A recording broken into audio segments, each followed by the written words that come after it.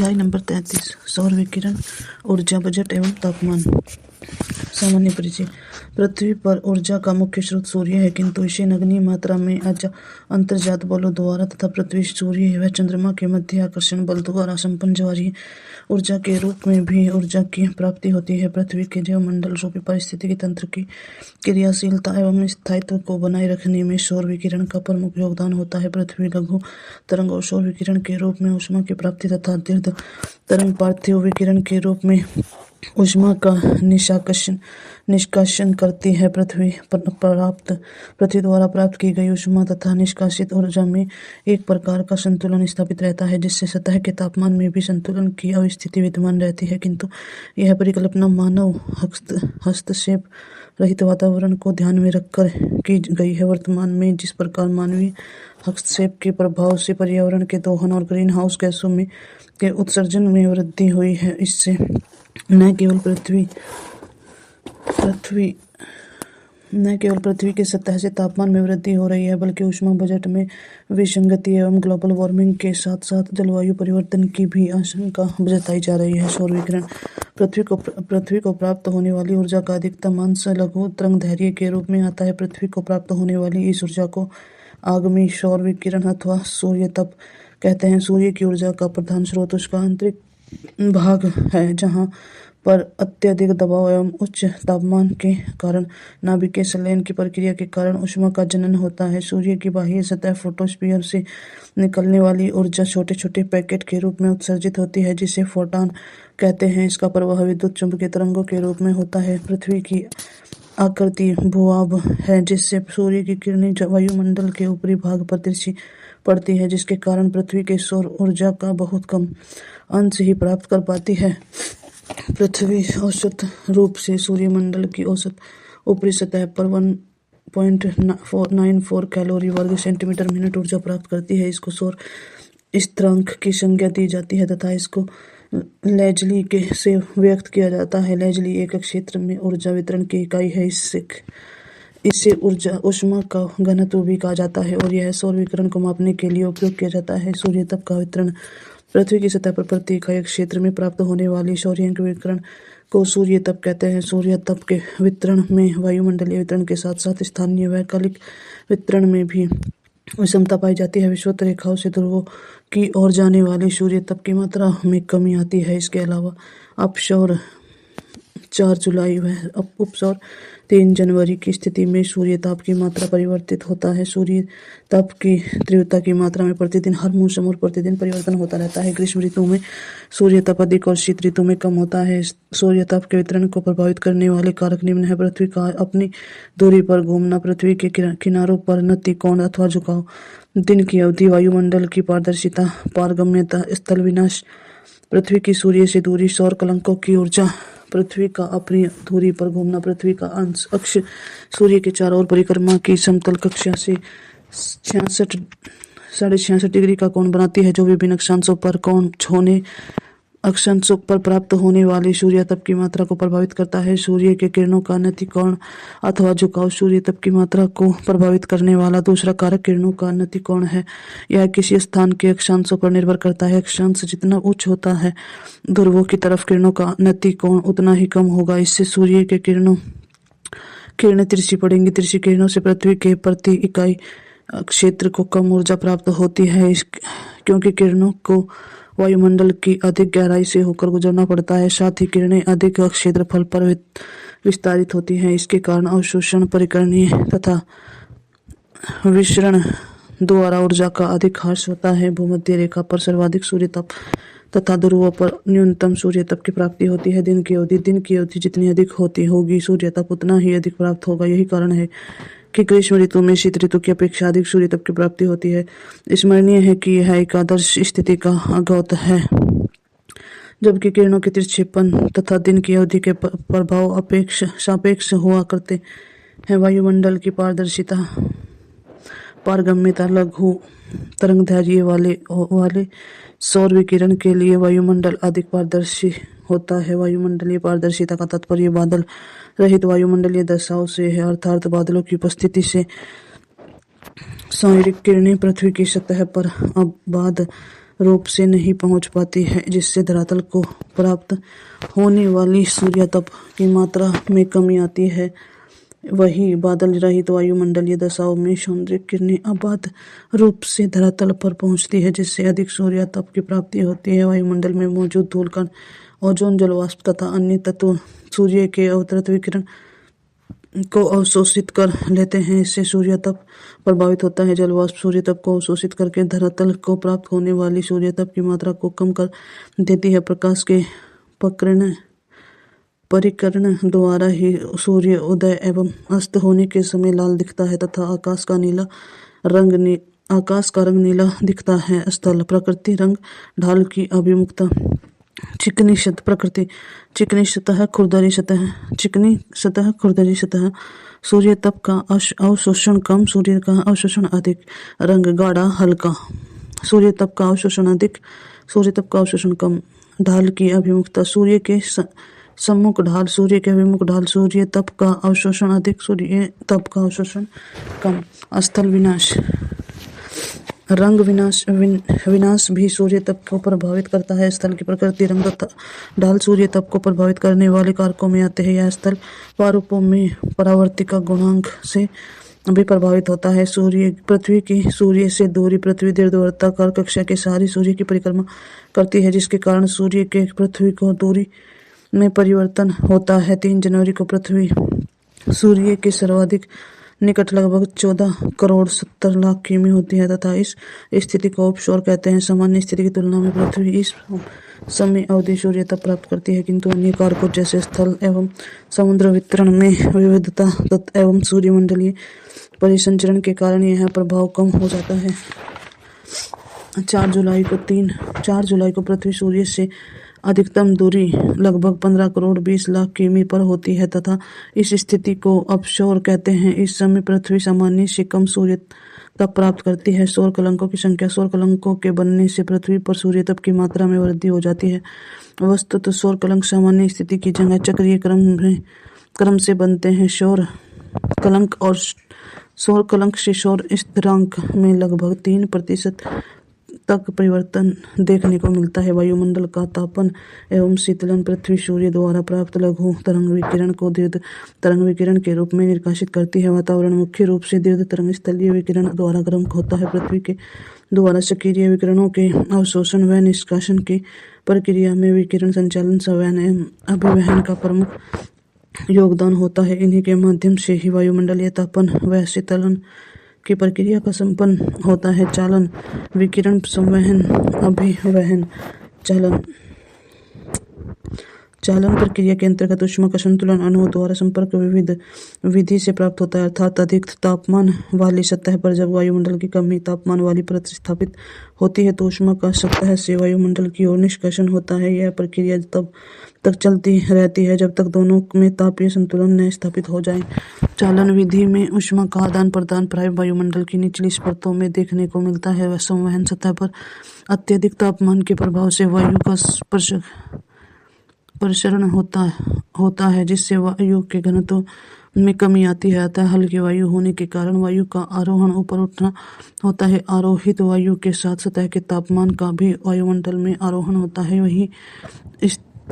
वही रिक्त स्थान की आपूर्ति हेतु ठंडी वायु का अवरोहण नीचे बैठना होता है। अवरोहित ठंडी वायु के धीरे धीरे गर्म होने व फैलने से घनत्व में कमी के कारण पुनः वायु का आरोहण होता है। इससे एक प्रकार के वायुमंडलीय संवहन धारा का विकास होता है, जिसका वायुमंडलीय ऊष्मा संतुलन में प्रमुख योगदान होता है। विकिरण बिना किसी पदार्थीय माध्यम के एक वस्तु से दूसरी वस्तु में ऊष्मा के स्थानांतरण की प्रक्रिया को विकिरण कहते हैं। सूर्य से आने वाली लघु तरंगों को वायुमंडल अधिक मात्रा में अवशोषित नहीं कर पाता। जब ये लघु तरंगें पृथ्वी से अवशोषित होकर दीर्घ तरंगों में परिवर्तित हो जाती है तो वायुमंडल इन दीर्घ तरंगों का अधिकांश भाग अवशोषित कर लेता है। इस प्रक्रिया से केवल वायुमंडल की निचली परत ही गर्म होती है। इसी पार्थिव विकिरण द्वारा वायुमंडल अप्रत्यक्ष तरीके से गर्म होता है, न कि सीधे सूर्यताप से। अभिवहन सूर्य के क्षैतिज संचलन से होने वाले ताप का स्थानांतरण अभिवहन कहलाता है। लंबवत संचरण की अपेक्षा वायु का क्षैतिज संचलन अत्यधिक महत्वपूर्ण होता है। मध्य अक्षांशों में दैनिक मौसम में अनेक आने वाली विभिन्नताएं अभिवहन के कारण होती हैं। भारत में गर्मियों में चलने वाली लू इसी का एक उदाहरण है। इसमें ऊष्मा का संचालन निम्न अक्षांशीय क्षेत्रों से उच्च अक्षांशीय क्षेत्रों तक होता है। पृथ्वी का ऊष्मा बजट पृथ्वी पर सूर्य का पृथ्वी को प्राप्त सूर्य तप तथा पृथ्वी द्वारा पार्थिव विकिरण के रूप में विकसित किए गए सूर्य तप को लेखे जोखे को पृथ्वी का ऊष्मा बजट कहते हैं। ऊष्मा बजट के अनुसार पृथ्वी द्वारा प्राप्त की गई कुल ऊष्मा और निष्कासित ऊष्मा में एक प्रकार का संतुलन पाया जाता है, जिससे पृथ्वी के औसत तापमान में भी एक प्रकार के स्थायित्व बना रहता है। मान लिया जाए कि पृथ्वी मंडल के ऊपरी सतह पर प्राप्त सूर्य तप 100 इकाई, जिसका अवशोषण लघु तरंग विकिरण तथा निष्कासन दीर्घ तरंग विकिरण के रूप में होता है। वायुमंडल से गुजरते हुए ऊर्जा का एक कुछ अंश परावर्तित, परिकर्णित एवं अवशोषित हो जाता है और शेष भाग ही पृथ्वी की सतह तक पहुंचता है। 100 इकाइयों में से 35 इकाइयां पृथ्वी के धरातल पर पहुंचने से पहले ही अंतरिक्ष में परिवर्तित हो जाती है। इसमें से 27 इकाइयां बादलों के ऊपर छोर से 2 इकाइयां पृथ्वी के हिमांशित क्षेत्रों द्वारा तथा 6 इकाइयां वायुमंडल के परिकर्णीय द्वारा परावर्तित होकर लौट जाती है। सूर्य विकिरण की इस परावर्तित मात्रा को पृथ्वी को परावर्तिता गुणांक तथा एलिबडो कहते हैं। प्रथम 35 इकाइयों को छोड़कर शेष 65 इकाइयां अवशोषित होती हैं। 14 इकाइयां वायुमंडल को तथा 51 इकाइयां पृथ्वी के धरातल को प्राप्त होती हैं। पृथ्वी द्वारा अवशोषित 51 इकाइयों में से 34 इकाइयां प्रत्यक्ष रूप से सूर्य से प्राप्त होती है तथा शेष 17 विसरित दिवा प्रकाश द्वारा प्राप्त होती हैं। ऊष्मा बजट प्राप्त होने वाली कुल ऊष्मा 100 इकाई, 35 इकाई का परावर्तन, 65 इकाई का अवशोषण, 27 इकाई बादलों द्वारा, 2 इकाई पृथ्वी को हिमांशित सतह द्वारा, 6 इकाई का वायुमंडलीय प्रकरणीय द्वारा, 14 इकाई वायुमंडल द्वारा, 51 इकाई पृथ्वी की सतह द्वारा, 17 इकाई का सीधा आंतरिक में निष्कासन, 34 इकाइयों का वायुमंडल द्वारा अवशोषण, 6 इकाई का विकिरण, 9 इकाई का संवहन द्वारा, 19 इकाई संघनन की गुप्त ऊष्मा द्वारा पृथ्वी द्वारा अवशोषित, 51 इकाइयां पुनः पार्थिव विकिरण के रूप में लौटा दी जाती हैं। इसमें से 17 इकाइयां तो सीधे अंतरिक्ष में चली जाती हैं और 34 इकाइयां वायुमंडल द्वारा अवशोषित होती हैं। नोट पर परिकर्ण तथा परावर्तन के कारण वायुमंडल की कुछ सौरिक ऊर्जा पृथ्वी की सतह पर पहुंच जाती है, जिससे विकसित दिवा प्रकाश कहते हैं। 6 इकाई विकिरण द्वारा, 9 इकाइयां संवहन तथा ऊष्मा विक्षोभ के जरिए और शेष 19 इकाइयां संघनन की गुप्त ऊष्मा के रूप में अवशोषित होती है। वायुमंडल द्वारा 48 इकाइयों का अवशोषण होता है। इसमें से 14 इकाइयां सूर्य तप और 34 इकाइयां पार्थिव विकिरण की होती हैं। वायुमंडल विकिरण द्वारा इनको भी अंतरिक्ष में वापस लौटा देता है। अतः पृथ्वी के धरातल तथा वायुमंडल से अंतरिक्ष में वापस लौटने वाली विकिरण की इकाई क्रम से 17 एवं 48 हैं, जिनका योग 65 होता है। वापस लौटने वाली ये इकाइयां उन 65 इकाइयों को संतुलित कर देती है जो सूर्य के ताप से प्राप्त होती है। यही ऊष्मा संतुलन कहलाता है। वर्तमान में मानव हस्तक्षेप के कारण न केवल ग्रीन हाउस गैस वृद्धि हो रही है, बल्कि ऊष्मा बजट में भी विसंगति उत्पन्न हो रही है। पृथ्वी की सतह पर कुल ऊष्मा बजट में भिन्नता। पृथ्वी के कुछ भागों में विकिरण संतुलन में अधिशेष पाया जाता है, परंतु कुछ भागों में ऋणात्मक संतुलन पाया जाता है। यह चित्र दर्शाता है कि शुद्ध विकिरण में अधिशेष 40 डिग्री उत्तरी और दक्षिणी अक्षांशों के मध्य अधिक है, परंतु ध्रुवों के पास कम है। उष्णकटिबंधीय क्षेत्रों से ताप ऊर्जा का पुनर्वितरण ध्रुवों की ओर होता है। फलस्वरूप उष्णकटिबंधीय ताप संचलन के कारण अधिक गर्म नहीं हो पाता और न ही उच्च अक्षांश पूरी तरह से जमे हुए हैं। ऊर्जा का अक्षांश से स्थानांतरण वायु और जल प्रवाह द्वारा संभव होता है। पवन एवं समुद्री धरातल धाराएं ऊर्जा को उष्णकटिबंधीय क्षेत्रों से ध्रुवीय और उपध्रुवीय क्षेत्रों की ओर ले जाती है, जिससे कि संपूर्ण पृथ्वी पर ऊष्मा संतुलन बना रहता है। तापमान किसी तत्व या वस्तु के प्रति इकाई आयतन में ऊर्जा या ऊष्मा की मात्रा की माप और प्रदर्शित करता है, जिससे उस तत्व या वस्तु की तप्तता या शीतलता का बोध होता है। तापमान किसी स्थान या पदार्थ को गर्म या ठंडे होने की डिग्री सेल्सियस, 0 डिग्री सेल्सियस या डिग्री फ़ारेनहाइट में मापक है। वायुमंडल एवं भूस्पृष्ठ के साथ सूर्य तप की अन्योन्य क्रिया द्वारा जनित ऊष्मा तापमान के रूप में मापी जाती है। सूर्य तप तापमान सूर्य से पृथ्वी तक पहुंचने वाली ऊष्मा को सूर्य तप कहते हैं।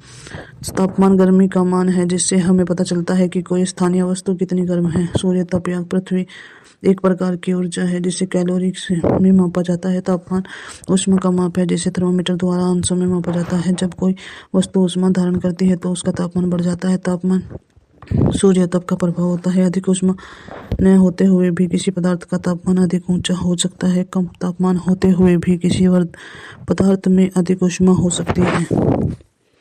परिवर्तन को नियंत्रण करने वाले कारक अक्षांश। किसी भी स्थान पर तापमान उस स्थान पर प्राप्त सूर्य तप का निर्भर करता है। अक्षांश स्थिति के अनुसार पृथ्वी पर सभी जगह एक समान सूर्य तप की प्राप्ति नहीं होती, अर्थात उसमें भिन्नता पाई जाती है। निम्न अक्षांश से उच्च अक्षांश की ओर जाने पर सौर किरणों के तिरछेपन में वृद्धि के कारण उच्च अक्षांशों में ऊष्मा की प्राप्ति कम तथा निम्न अक्षांशों में सूर्य की किरणों के तिरछेपन में कमी आने से अधिक सूर्य तप की प्राप्ति होती है। जब सूर्य उत्तरायण होता है तो सूर्य तप की प्राप्ति उत्तरी गोलार्ध में अधिक होती है और दक्षिणायन के दौरान दक्षिणी गोलार्ध अधिक सूर्य तप की प्राप्ति करता है तथा उत्तरी गोलार्ध में शीत ऋतु की शुरुआत होती है। समुद्र तल से उस स्थान की अगुणता वायुमंडल पार्थिव विकिरण के कारण नीचे से ऊपर की ओर गर्म होता है। अगुणता के बढ़ने के साथ तापमान में घटने की दर को सामान्यतः ह्रास दर कहते हैं। फलतः समुद्र तल से ऊंचाई पर जाने पर प्रति 165 मीटर पर 1 डिग्री सेल्सियस की दर से तापमान में कमी आती है। यही कारण है कि समुद्र तल से कम ऊंचाई पर स्थित स्थानों का तापमान अधिक तथा ऊंचे भाग में स्थित स्थानों पर तापमान कम पाया जाता है, अर्थात मैदानी क्षेत्र की अपेक्षा पर्वतीय क्षेत्रों पर कम तापमान पाया जाता है। समुद्र से दूरी। जल की विशिष्टता। ऊष्मा किसी पदार्थ की इकाई मात्रा का ताप 1 डिग्री सेल्सियस बढ़ाने के लिए जितनी ऊष्मा की आवश्यकता होती है उसे उस पदार्थ की विशिष्ट ऊष्मा कहते हैं। स्थल की अपेक्षा जलीय सतह पर अधिक होती है, अतः जलीय सतह पर स्थलों की अपेक्षा गर्म या ठंडे होने की प्रक्रिया मंद होने गति से होती है। जिन स्थानों पर समुद्री समकारी प्रभाव अधिक होता है वहां पर अनुकूलतम तापमान की स्थिति पाई जाती है, परंतु जो स्थान समुद्री समकारी प्रभाव से दूर महाद्वीपों के मध्य भाग में स्थित होते हैं वहां अधिक तापीय विषमता देखने को मिलती है। समुद्री तट के समीप स्थित स्थानों पर सर्दी व गर्मी का प्रभाव नगण्य होता है, किंतु समुद्री तट से जैसे जैसे दूरी बढ़ती है समकारी तापमान के प्रभाव में कमी आती है। उदाहरण स्वरूप मुंबई व तिरुवनंतपुरम समुद्री तट के समीप स्थित होने से समकारी तापमान का अनुभव करते हैं, जबकि दिल्ली व भोपाल समुद्र तट से दूरी मध्यवर्ती भाग में स्थित होने से अधिक तापीय विषमता का अनुभव करते हैं। अतः समुद्र से दूरी बढ़ने पर दैनिक तथा वार्षिक समानांतर तापांतर बढ़ते पाए जाते हैं। वायु सहतीय तथा महासागरीय धाराओं की प्रकृति। वायु सहतीय तथा महासागरीय धाराएं भी तापमान को प्रभावित करती हैं। उष्ण वायु सहतियों से प्रभावित होने वाले स्थानों का तापमान अधिक तथा शीत वायु सहतियों से प्रभावित होने वाले स्थानों का तापमान कम होता है। इस प्रकार की दशाएं ठंडी तथा गर्म महासागरीय धाराओं से भी उत्पन्न होती है। उदाहरण के तौर पर गल्फ स्ट्रीम धारा के प्रभाव से उत्तरी अमेरिका का पूर्वी तट अपने अक्षांशीय स्थिति की अपेक्षा अधिक उष्ण होता है। स्थानीय कारकों में स्थल की प्रकृति, ढाल और क्षारण इत्यादि भी तापमान को प्रभावित करते हैं। वनस्पति का आवरण सूर्य से ताप ऊष्मा की अवशोषित कर पार्थिव विकिरण के प्रभाव को कम करती है। मिट्टी का रंग, बनावट तथा संगठन भी तापमान की प्रभावित करती है। बलुई मिट्टी की अपेक्षा काली, पीली तथा चिकनी मिट्टी अधिक ऊष्मा अवशोषित करती है। पृथ्वी पर उपस्थित विभिन्न सतहों का एल्बिडो परिवर्तन गुणांक एल्बिडो किसी भी वस्तु की सतह पर पहुंचने वाली विकिरण ऊर्जा के जितने भाग का वापस परावर्तन हो जाता है उसे एल्बिडो या प्रत्यावर्तिता या प्रत्यावर्तन गुणांक कहते हैं। इसे प्रतिशत में व्यक्त किया जाता है। यह 2 कारकों पर निर्भर करता है, सतह की प्रकृति तथा विकिरण के आयतन कोण पर। सतह जितनी चिकनी तथा व चमकीली होगी उसका परिवर्तन उतना ही अधिक होगा। स्थलीय सतह की अपेक्षा जलीय सतह का एल्बिडो अधिक होता है, अर्थात जलीय सतह पर सौरिक विकिरण का प्रत्यावर्तन अधिक होता है। इसी तरह विकिरण का आयतन आपतन कोण जितना अधिक होता है, उसका परावर्तन भी उतना ही कम होगा, अर्थात भूमध्य रेखा पर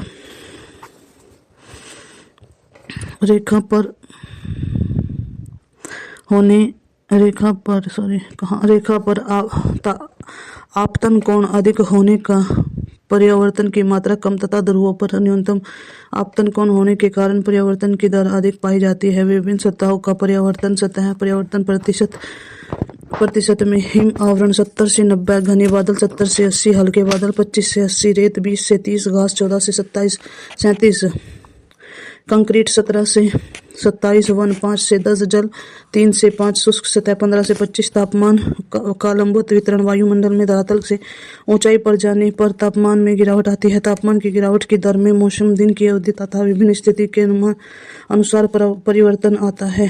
प्रारंभ में 1 किलोमीटर की ऊंचाई पर तापपतन 6.5 डिग्री सेल्सियस होता है, जिससे सामान्यतः हार्स दर कहते हैं। 1.5 से 2 किमी तक निचले सौरमंडल में पतन दर से अत्यधिक विचलनशीलता देखने को मिलती है, किंतु 2 किमी की ऊंचाई के पश्चात पतन दर में कम परिवर्तन होता है। ग्रीष्म काल में शरद काल की अपेक्षा तथा दिन में रात की अपेक्षा पतन का दर ऊंची रहती है। वायुमंडलीय परत को धरातल से निष्कासित दीर्घ तरंग विकिरण से ऊष्मा की प्राप्ति होती है, जो क्रमशः ऊंचाई बढ़ने के साथ कम होती जाती है। ऊंचाई के साथ तापमान में होने वाली कमी के निम्न कारण है। वायुमंडल का निचला भाग धरातल के संपर्क में रहने के कारण ज्यादा गर्म हो जाता है। उसके पश्चात ही संवहनीय तरंगों के माध्यम से ऊष्मा ऊपर की ओर स्थानांतरित होती है। इस प्रकार वायुमंडल की प्रत्येक परत अपनी निचली परत की अपेक्षा कम गर्म होती है। वायुमंडल के निचले भाग में अवस्थित वायु का घनत्व अधिक होता है तथा ऊपरी भाग कम घनत्व वाला होता है। कम घनत्व वाली विरल हवा में ऊष्मा ग्रहण करने की क्षमता कम होती है, इसलिए वायुमंडल का ऊपरी भाग कम गर्म होता है। पार्थिव विकिरण की अवशोषित करने वाले धूलकण, जलवाष्प तथा गैसों का सांद्रण निचले भाग में ज्यादा होता है, इसलिए वायुमंडल की निचली परत ऊपरी परत की अपेक्षा ज्यादा गर्म होती है। तापमान के क्षैतिज वितरण का तात्पर्य तापमान के अक्षांश वितरण से है। सामान्य रूप से तापमान भूमध्य रेखा से ध्रुवों की ओर जाने पर कम हो जाता है। इस तरह न्यूनतम तापमान ध्रुवों पर तथा अधिकतम तापमान भूमध्य रेखा पर मिलना चाहिए। यह एक आदर्श स्थिति का शोधक है, परंतु अधिकतम तापमान भूमध्य रेखा के पास न होकर कर्क एवं मकर रेखाओं के पास होता है। इसका मुख्य कारण भूमध्य रेखा के समीपस्थ भागों के आकार में बादलों की अधिकता तथा संवहनीय वर्षा है, जबकि कर्क एवं मकर रेखा के आसपास के क्षेत्र खुले आकाश के कारण सूर्य की ऊष्मा की अवधि गति से प्राप्त करते हैं, इसलिए उन क्षेत्रों में तापमान अधिक रहता है। भूमध्य रेखा पर अधिकतम तापमान न होकर अन्यवर्ती रेखाओं कर्क व मकर रेखाओं के पास होने के कारण निम्न है। साल के अधिकांश समय लगभग खुले आकाश के कारण सूर्य तप का अबाध रूप से प्राप्त होते रहना। अन्यवर्ती रेखा के पास न्यूनतम वाष्पीकरण का होना, क्योंकि इससे वाष्पीकरण में खर्च होने वाली ऊष्मा की बचत होती है। अन्यवर्ती रेखाओं के पास वायु के नीचे उतरने से हवाएं गर्म हो जाती हैं तथा उच्च दाब के कारण प्रति चक्रवर्ती दशाएं उत्पन्न हो जाती है। आयतन अगर उपयुक्त विषमताओं को छोड़ दिया जाए तो सामान्य रूप से निम्न अक्षांशों से उच्च अक्षांशों की ओर तापमान तीव्रता से घटता बढ़ जाता है।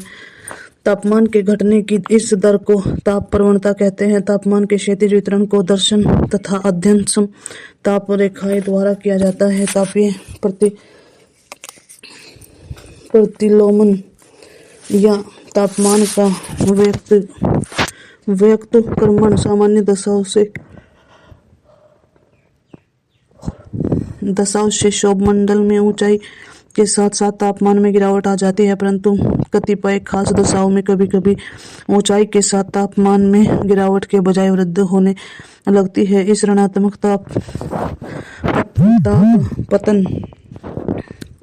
दर कहते हैं। इस क्रिया में ठंडी वायु की परत के ऊपरी गर्म वायु की परत स्थित हो जाती है। इस स्थिति व दशा को तापमान का प्रतिलोमन कहते हैं। तापमान का प्रतिलोमन कई प्रकार की दशाओं में विभिन्न कारकों के फलस्वरूप होता है। यह कभी सतह के पास अथवा सतह के ऊपर वायुमंडल की स्थिति दशाओं में होता है, तो कभी ठंडी और गर्म हवाओं में एक दूसरे के प्रदेश में आगमन के कारण होता है। यह कभी वायुमंडल की किसी खास परत के ऊपर अथवा नीचे गतिशील होने के कारण होता है। उपयुक्त विवरणों के आधार पर तापमान के प्रतिलोमन की निम्न प्रकारों में विभाजित किया जाता है।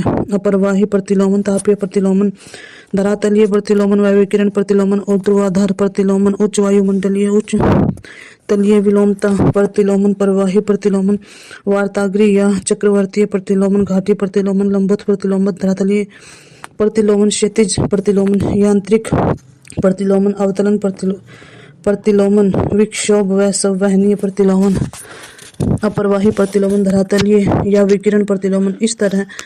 इस तरह का प्रतिलोमन धरातल के समीप वायुमंडल के सबसे निचले भाग में होता है, इसलिए इस धरातलीय प्रतिलोमन कहा जाता है। यह मुख्य रूप से मध्य तथा उच्च अक्षांशों के हिमांशित भागों में जाड़े की लंबी यात्रा के समय होता है। यात्री के समय पृथ्वी को सौर ऊष्मा की प्राप्ति नहीं हो पाती, जिससे पार्थिव विकिरण के निर्विरोध तीव्र गति से निष्कासन के कारण ऊष्मा का ह्रास होता है। इसके फलस्वरूप धरातल ठंडा हो जाता है तथा उसके संपर्क में आने वाली वायु भी ठंडी हो जाती है, जबकि उसके ऊपर की वायु गर्म रहती है। इस प्रक्रिया में नीचे ठंडी तथा ऊपर गर्म होने से तात्पर्य प्रतिलोमन की स्थिति बन जाती है। इसे विकिरण प्रतिलोमन भी कहते हैं, क्योंकि प्रतिलोमन धरातलीय सतह के विकिरण द्वारा होता है।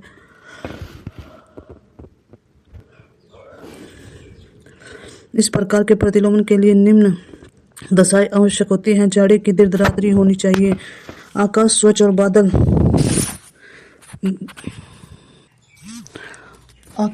व बादल रहित होना चाहिए। धरातल के पास शुष्क पवन हो ताकि यह पार्थिव विकिरण को अधिक अवशोषित न कर सके। वायुमंडल शांत तथा स्थिर होना चाहिए एवं पवन संचरण मंद होनी चाहिए। हिम से आच्छादित धरातल, जिसके कारण और सौर विकिरण का अधिक से अधिक परावर्तन हो सके, क्योंकि हम ताप का कुचालक होने के कारण ऊष्मा का ऊपरी प्रवाह रोक देता है। तापमान इस प्रतिलोमन में स्थित प्रतिलोमन अथवा अपरवाही प्रतिलोमन भी कहते हैं, क्योंकि यह वायुमंडल की स्थिति दशाओं में संपादित होता है। यह प्रतिलोमन निम्न अक्षांशों में 10 से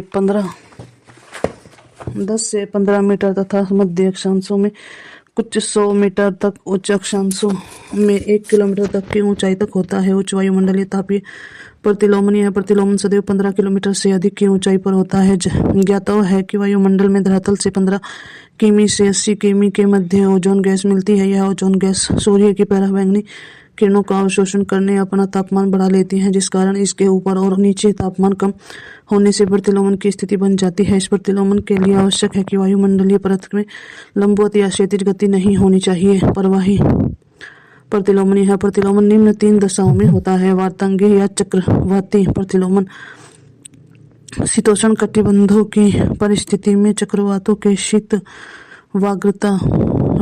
वाताग्र में जब ठंडी हवा गर्म हवा के क्षेत्र में प्रवेश कर उसे ऊपर की ओर धकेलती है, तो ऐसी परिस्थिति में धरातल के निकट का तापमान कम तथा ऊपर की वायु गर्म होती है। इसे वार्ताग्रीय प्रतिलोमन की स्थिति उत्पन्न होती है। घाटी प्रतिलोमन, लंबवत प्रतिलोमन, प्रवृत्ति घाटियों में विकिरण तथा अभिवहन की सहायता से प्रतिलोमन की स्थिति उत्पन्न हो जाती है, जिसे घाटी प्रतिलोमन कहते हैं। जाड़े की रात्रि में घाटियों के ऊपर भाग या ढलानों के ऊपर भाग के पार्थिव विकिरण के कारण ऊष्मा नष्ट होने से तापमान कम हो जाता है, जिस कारण उसके संपर्क में आने वाली वायु ठंडी होने लगती है। इसके विपरीत घाटियों के तलस्थ भागों में विकिरण से अपेक्षाकृत कम ऊष्मा ह्रास के कारण तापमान ऊंचे होने से वायु गर्म तथा हल्की रहती है। ऊपर स्थित ठंडी वायु भारी होने के कारण नीचे बैठने लगती है, जिस कारण वायु में अधोमुखी संचरण होने लगता है। ये ठंडी हवाएं तली में पहुंचकर गर्म व हल्की वायु को ऊपर ढकेल देती है, जिसके कारण घाटी प्रतिलोमन प्रारंभ हो जाता है। घाटी प्रतिलोमन में संचालित पवन संचार को ही घाटी समीर व पर्वत समीर की संज्ञा दी जाती है। धरातलीय प्रतिलोमन, क्षैतिज प्रतिलोमन, जब किसी स्थान में गर्म वायु ठंडी वायु में प्रदेश में तथा ठंडी वायु गर्म वायु के प्रदेश में प्रवेश करती है तो ठंडी वायु भारी होने के कारण सदैव नीचे बैठने का प्रयास करती है तथा हल्की एवं गर्म वायु का ऊपर की ओर विस्थापन हो जाता है, जिस कारण तापमान का क्षैतिज प्रतिलोमन प्रारंभ हो जाता है। जब ठंडी वायु गतिशील होती है तब इस तरह का प्रतिलोमन सदियों में महासागरों के ऊपरी तथा गर्मियों में महाद्वीपों के ऊपर होता है। गर्म वायु के सक्रिय होने के समय स्थितियां विपरीत हो जाती हैं। इस तरह का प्रतिलोमन निम्न अक्षांशों पर होता रहता है। ठंडी तथा गर्म जलधाराओं के मिलने के कारण भी प्रतिलोमन प्रारंभ हो जाता है, जिस क्षैतिज प्रवाही प्रतिलोमन कहते हैं। यांत्रिक प्रतिलोमन, इस तरह का प्रतिलोमन धरातल के ऊपर वायुमंडल में ऊंचाई पर होता है। इसमें न तो पार्थिव या सौर विकिरण का योगदान होता है और न ही गैस के अवशोषण तथा पवन के संपर्क का। यह प्रतिलोमन वायुमंडल के ऊपर अथवा नीचे गतिशील होने के कारण होता है। अवतरण प्रतिलोमन, जब वायु नीचे उतरती है तो संपीड़न के कारण गर्म होने लगती है। लंबे समय तक इस क्रिया के कारण तापमान इतना अधिक हो जाता है कि एक व्यापक क्षेत्र में नीचे उतरते समय मार्ग में ही गर्म स्थित वायु परत का भी भार हो जाता है। इस परत के नीचे कम तापमान होने से प्रतिलोमन की स्थिति उत्पन्न हो जाती है। इसे अवतरण प्रतिलोमन कहते हैं। इस प्रतिलोमन पर प्रति चक्रवाती दशाओं में मध्य अक्षांशों में घटित होती है। विक्षोभ एवं संवहनीय प्रतिलोमन, कभी कभी अचानक गर्म वायु तीव्रता से ऊपर चली जाती है, वही शीतल वायु भारी होने के कारण नीचे आ जाती है तथा प्रतिलोमन प्रारंभ हो जाता है। इसे ही विक्षोभ या संवहनीय प्रतिलोमन कहते हैं। तापीय प्रतिलोमन का प्रभाव, तापमान का प्रतिलोमन अथवा संयुक्तकर्मण वायुमंडल की एक स्थानीय तथा अस्थायी प्रक्रिया। इसके कारण मौसम तथा जलवायु का कई प्रभाव पड़ते हैं, जिसका प्रत्यक्ष प्रभाव मानव पर पड़ता है जो भिन्न है। तापीय प्रतिलोमन के कारण कोहरे का निर्माण होता है, जिसके कारण मानव जीवन तथा आर्थिक विकास का सकारात्मक व नकारात्मक प्रभाव पड़ता है। अगर कोहरा नगरीय क्षेत्रों में बनता है तो प्रदूषणकारी तत्वों से मिलकर जहरीले कोहरे तथा सिटी स्मॉग का निर्माण होता है, जो मानव जीवन के लिए हानिकारक है। घने कोहरे के कारण दृश्यता कम हो जाने से सागरों में जलयानों तथा स्थल पर मोटर वाहन तथा वायु यानों में लैंडिंग करने पर की दुर्घटना प्राय बढ़ जाती है। तापीय प्रतिलोमन के समय यदि ठंडी वायु का तापमान हिमांक बिंदु से कम हो जाए तो पाला पड़ने लगता है, जो कृषि फसलों के लिए हानिकारक है। तापीय प्रतिलोमन के कारण वायुमंडल में स्थिरता आ जाती है, जिस कारण वायु का उपरिमुखी तथा अर्धोपरिमुखी संचलन स्थगित हो जाता है, जिससे वर्षा की संभावनाएं कम हो जाती है। जहां पवनों के अवरोहण में प्रतिलोमन की दशाएं प्रति चक्रवाती दशाएं बनती है, वहां पर शुष्कता बढ़ जाती है। कहीं यही कारण है कि भूमध्य रेखा के समीप 20 से 30 अक्षांशों के मध्य महाद्वीपों के पश्चिमी भाग में मरुस्थल पाए जाते हैं। कहीं कहीं तापीय प्रतिलोमन से उत्पन्न कोहरा लाभदायक होता है, जैसे अरब में यमन की पहाड़ियों पर दोपहर तक कोहरा छाया रहता है। इस कारण के हवा के पौधों का सूर्य की तीक्ष्ण किरणें से बचाव हो जाता है। नोट: विशिष्ट ऊष्मा किसी पदार्थ का वह गुण है जो किसी पदार्थ द्वारा दी गई ऊष्मा के अवशोषित या अस्वीकृत होने पर पदार्थ के तापमान में परिवर्तन, कोई चरण परिवर्तन नहीं होता, को निर्धारित करता है। जल में भूपृष्ठ की तुलना में लगभग 4 गुना अधिक ऊष्मा अक्षमता होती है, यानी जल के तापमान को बढ़ाने हेतु बहुत अधिक ऊष्मा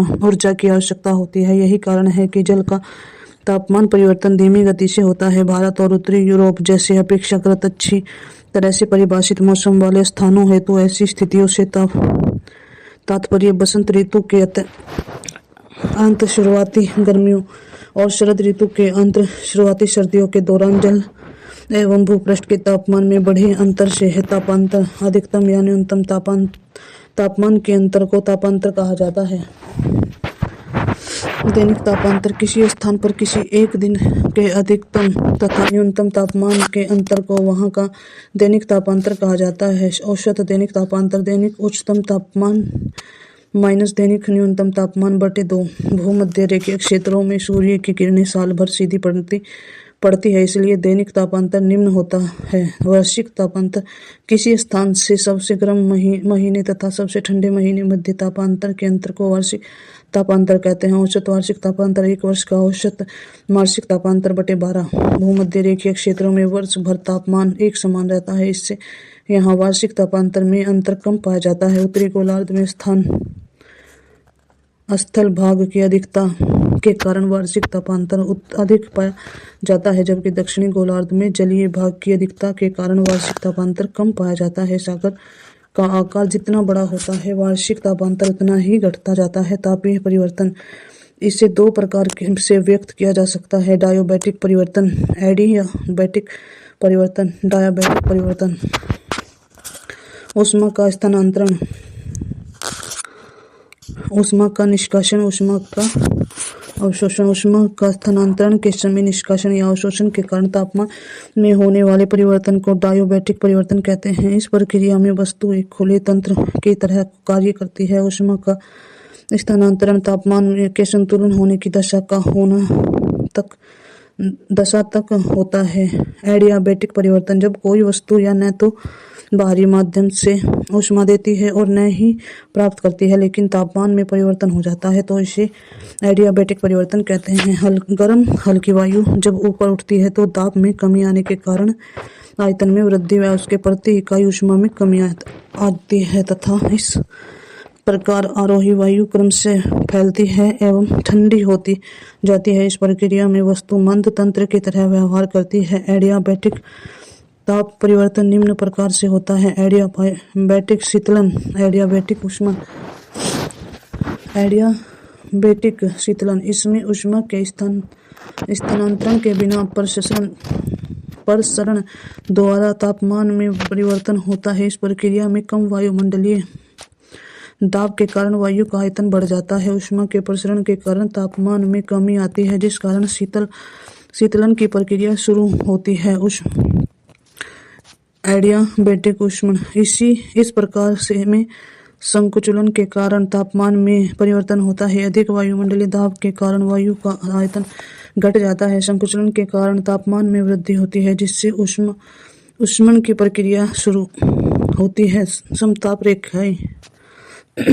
समताप रेखा वह काल्पनिक रेखा है जो समान तापमान वाले सागर तल पर स्थानों को मिलाती है। इसका रेखाकरण मानचित्र पर किया जाता है। इसके लिए आवश्यक है कि सभी स्थानों के वास्तविक तापमान को सागर तल के तापमान के समान मान लिया जाए। इस तरह समताप रेखाएं किसी भी स्थान का वास्तविक तापमान न बताकर सागर तल का तापमान बताती है। तापमान रेखाओं की निम्न विशेषताएं होती हैं।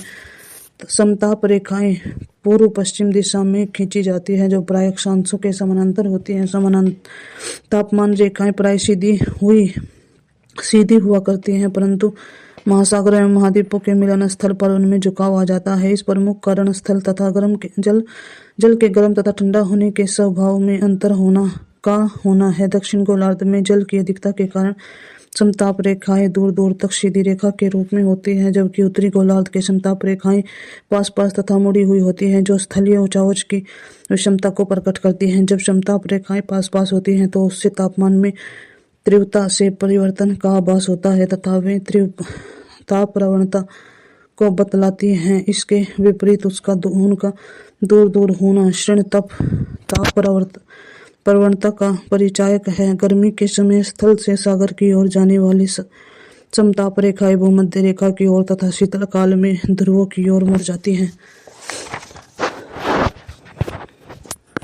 तापमान का प्रादेशिक वितरण वास्तव में क्षैतिज वितरण ही होता है। ग्लोब को तापमान के दृष्टिकोण से कुछ ऐसे खास प्रदेशों अथवा मंडलों में विभक्त कर देते हैं जिनके तापमान का वितरण अथवा उनकी विशेषताएं लगभग समान होती है। इन मंडलों का सीमांकन अक्षांशों के आधार पर किया जाता है। इसी दृष्टिकोण को ध्यान में रखते हुए ग्लोब में कटिबंधों का वर्गीकरण किया जाता है। ताप कटिबंधों का प्रादेशिक वितरण ग्लोब को 7 ताप कटिबंधों में विभाजित किया गया है, जो निम्न है: विषुवत रेखीय प्रदेश, अंतराउष्णकटिबंधीय प्रदेश, उष्णकटिबंधीय प्रदेश, उपोष्णकटिबंधीय प्रदेश, शीतोष्णकटिबंधीय प्रदेश, टुंड्रा प्रदेश, ध्रुवीय प्रदेश। विषुवत रेखीय प्रदेश: यह विषुवत रेखा के दोनों ओर 5 डिग्री उत्तरी तथा 5 डिग्री दक्षिणी अक्षांशों के मध्य अवस्थित है। यहाँ वर्ष भर सूर्य की किरणें लंबवत चमकती हैं,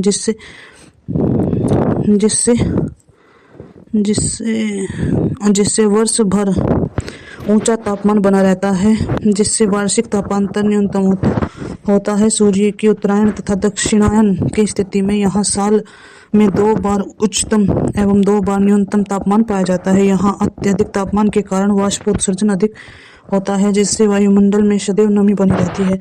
अंतरा उष्णकटिबंधीय प्रदेश: इस प्रदेश का विस्तार दोनों गोलार्धों में 5 डिग्री से तथा 12 डिग्री अक्षांशों के मध्य पाया जाता है। यहाँ पर तापमान उच्च तो होता रहता है, परंतु ग्रीष्म व शीत ऋतुओं के मध्य स्पष्ट अंतर पाया जाता है।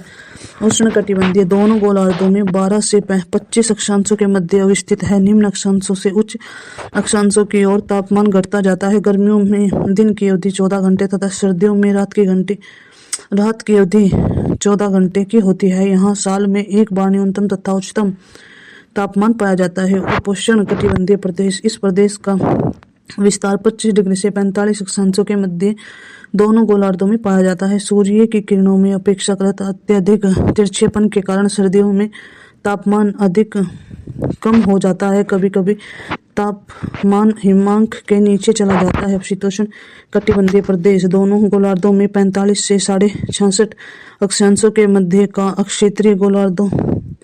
अक्षेत्र शीतोष्ण कटिबंध के अंतर्गत आता है। दिन की अवधि लंबी होने के बावजूद सूर्य की किरणों के अत्यधिक तिरछेपन के कारण तापमान कम हो जाता है। शीत व ग्रीष्म ऋतुओं के मध्य अंतर अधिक पाया जाता है। सर्दियों में हिमांक से भी नीचे तापमान चला जाता है। टुंड्रा प्रदेश: यह शीतोष्ण कटिबंधीय तथा ध्रुवीय प्रदेश के मध्य पाया जाता है। सूर्य की किरणें इतनी तिरछी हो जाती हैं कि अधिकांश भागों में प्राय धरातल के समानांतर हो जाती है। इसके कारण सूर्य तप कम मिल पाता है, जिससे तापमान अधिक कम हो जाता है। उष्माद्वीप नगरीय क्षेत्रों या उसके आसपास के क्षेत्रों का तापमान अन्य क्षेत्रों की अपेक्षा अधिक होता है। ऐसा इसलिए क्योंकि यहाँ पक्के मकान, सड़कें जैसी कंक्रीट संरचनाओं की अधिकता व वनस्पति की कमी के कारण ऊष्मा का अवशोषण अधिक होता है, जिससे नगरीय क्षेत्रों का तापमान आसपास के क्षेत्रों से अधिक हो जाता है। ऐसे अपेक्षाकृत उच्च तापमान वाले नगरों को ही उष्माद्वीप की संज्ञा दी जाती है। उष्माद्वीप के प्रभाव को कुशल शीतलन प्रणाली विकसित करके, इमारतों के साथ पौधा रोपण करके, परावर्तन रंगों के प्रयोग से फुटपाथ की सतह को ठंडा करके कम किया जा सकता है। ध्रुवीय प्रदेश: यह प्रदेश उत्तरी तथा दक्षिणी ध्रुवों के चारों तरफ पाया जाता है। अधिकांश भागों में सूर्य की किरणें धरातल पर नहीं आ पाती है, जिसके कारण दोनों भागों में वर्ष भर हिमाच्छादन पाया जाता है। सूर्य कभी क्षितिज पर प्रकट नहीं हो पाता। सूर्य तप के अप्रभाव के कारण दैनिक तापांतर नगण्य पाया जाता है। यहाँ पर 6 माह की रात तथा 6 माह का दिन पाया जाता है। पृथ्वी के परिक्रमण तथा उसके अपने अक्ष पर 23.5 डिग्री झुकाव के कारण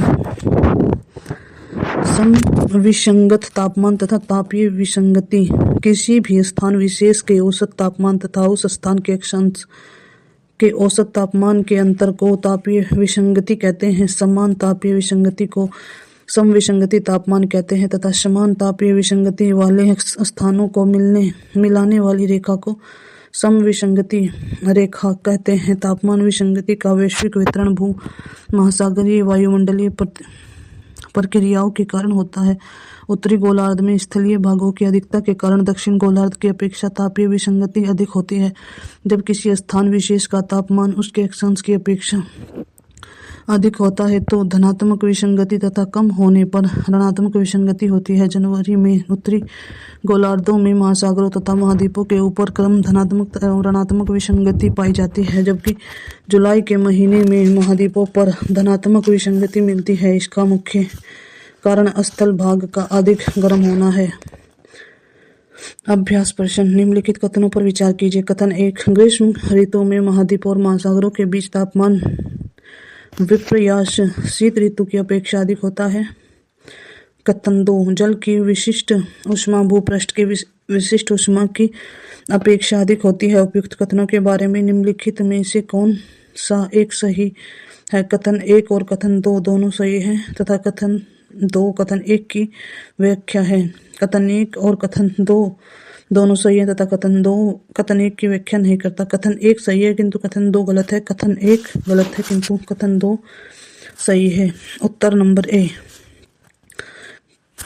निम्नलिखित कथनों पर विचार कीजिए। उच्च मेघ मुख्यतः सौर विकिरण की परावर्तित कर भूपृष्ठ को ठंडा करते हैं। भूपृष्ठ के उत्सर्जित होने वाली अवतरित विकिरणों का निम्न मेघ में उच्च अवशोषण होता है और इसे तापन प्रभाव होता है। उस प्रयुक्त कथनों में कौन सा से सही है? केवल 1, केवल 2, 1 और 2 दोनों, न तो 1 और न ही 2। उत्तर डी, न तो 1 और न ही 2। सामान्यतः पृथ्वी की सतह से ऊंचाई बढ़ने के साथ तापमान में घटोतरी होती है क्योंकि वायुमंडल पृथ्वी की सतह से ऊपर की ओर गर्म हो सकता है। ऊपरी वायुमंडल में आर्द्रता अधिक होती है। ऊपरी वायुमंडल में हवा कम घनी होती है। निम्नलिखित कोटों के आधार पर सही उत्तर चुनिए। केवल 1, केवल 2 और 3, केवल 1 और 2, केवल 1 और 3 या 1, 2, 3 तीनों सही। उत्तर नंबर सी, केवल 1 और 3 सही। पृथ्वी का वायुमंडल निम्नलिखित में से मुख्य किसके द्वारा तप्त होता है? लघु तरंग, सौर विकिरण, परकिरणीय सौर विकिरण, परावर्तन सौर विकिरण, दीर्घ तरंग, स्थलीय विकिरण। उत्तर नंबर ए, लघु तरंग, सौर विकिरण। निम्नलिखित में से कौन अन्य तरंगों तीनों की तुलना में ज्यादा सूर्य की रोशनी परावर्तित करता है? रेत का रेगिस्तान, धान की खेती की भूमि, ताजा बर्फ से ढकी भूमि, प्रेयरी भूमि, समशीतोष्ण। उत्तर नंबर सी, ताजा बर्फ से ढकी भूमि। वायुमंडल में प्रकाश के प्रसार का कारण है कार्बन डाइऑक्साइड, धूलकण, हीलियम, जलवाष्प। 6, उत्तर बी, धूलकण।